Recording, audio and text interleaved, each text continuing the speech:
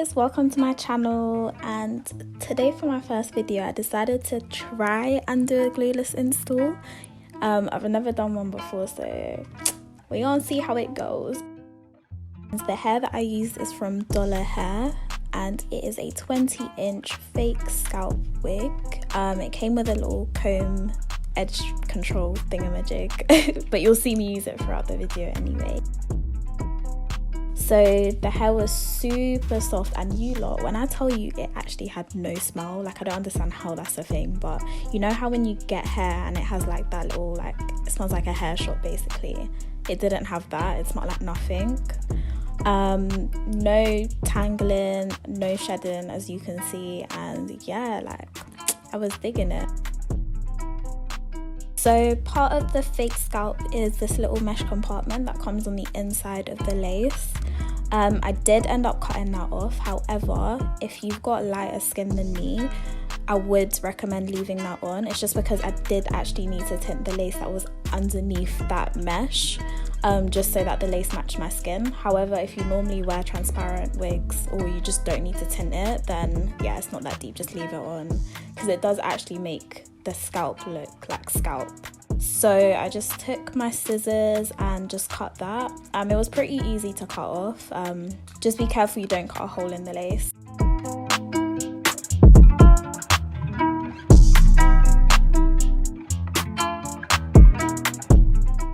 And as you can see, the lace underneath is bleached anyway, so regardless, it's lit. You just want to dash that piece of fabric away. And yeah, I also ended up cutting off the little elastic band adjustable thing, just because I wanted to re-sew the band on and I wanted it to be as flat as possible. You can leave this on if you want, however I wanted to really make sure the elastic sat tight on my head. And again, you want to be careful doing this. I did end up cutting a hole in my lace, which wasn't great, but we move. I got my elastic that I took off earlier and I just cut off the ends where it attached to the part that we just removed. And I took my razor and I quickly just burnt the ends just so it doesn't fray. Now guys, elastic band placement for a glueless wig is the most important part of this install, because if you get this wrong, your wig will not be sitting flat. I measured the elastic from ear to ear and making sure that I was pulling it as tightly as possible. You do want to make sure that this elastic is tight, guys. I can't stress this enough.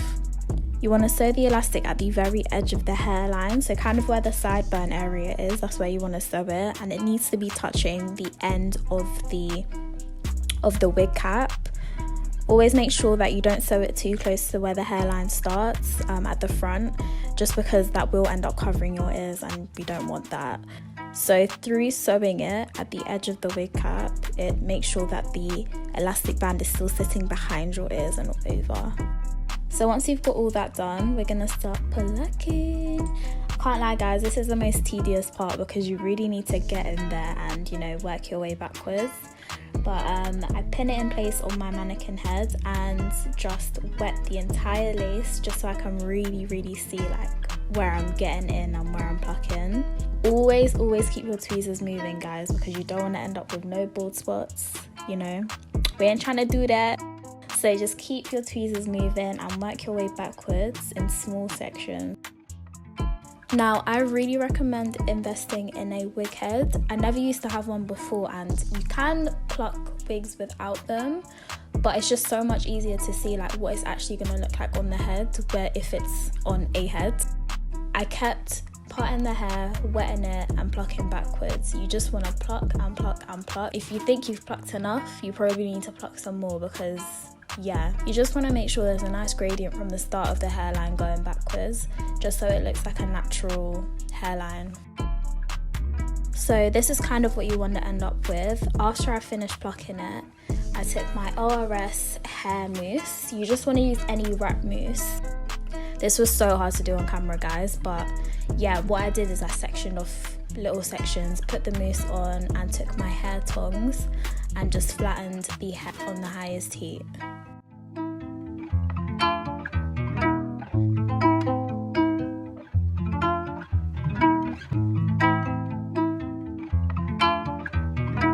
This is basically what you want to end up with. I had to move out of my ring light just because it was snaking me, but this is what you want to have.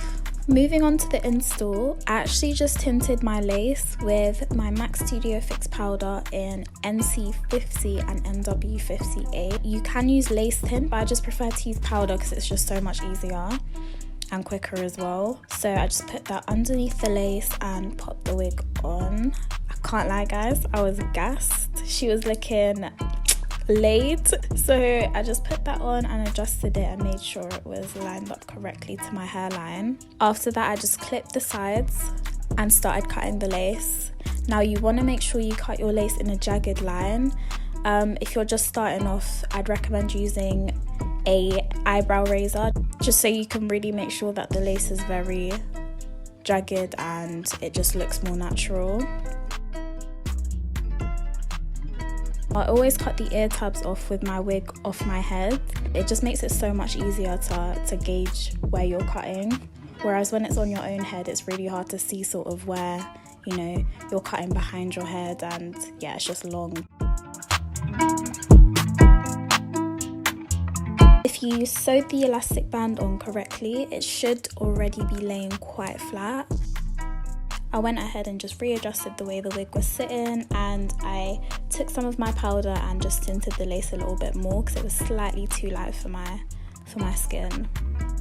I went ahead and took my mousse again and just redid a few little baby hairs.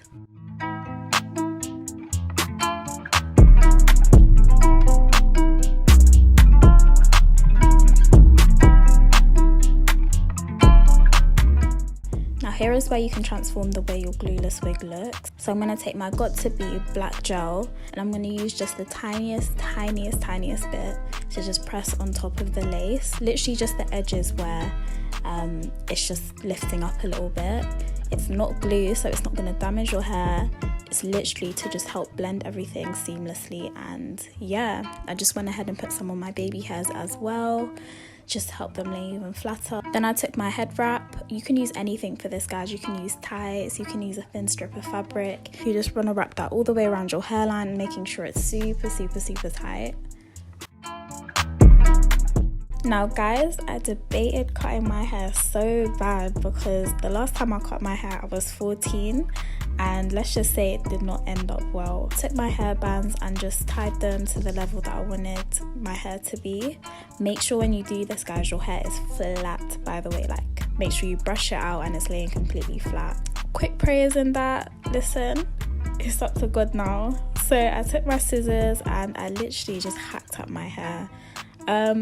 Can't lie, it was okay. It came out okay. However, in the future, I'd say cut your hair on your mannequin head, guys, because I couldn't see the back of my head till I took off the wig. The front was looking all fleeky and blunt and, you know, giving me Kim K vibes, but the back was doing up lean and bot. Let's just say it was throwing gang signs.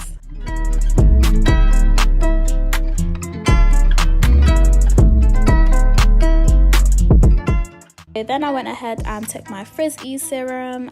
Literally the best thing ever. It makes your hair super silky, guys. Like, I'd recommend this 100%. I just took that, ran it through my hair and straightened my hair really quickly.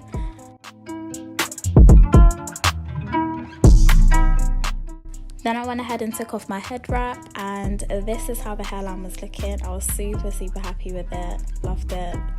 Come on, come through. GLUELESS, Got2b wear, apart from the gel, but we ain't gonna talk about that. I took my mousse again and just flattened the top of the head and went back in with my hair curlers just to make sure everything was looking extra sleek and extra laid. But yeah, guys, this is pretty much it. I hope you enjoyed this tutorial and I hope you learned something. Make sure you like, comment and subscribe, and yeah, let me know what else you guys want to see in the future.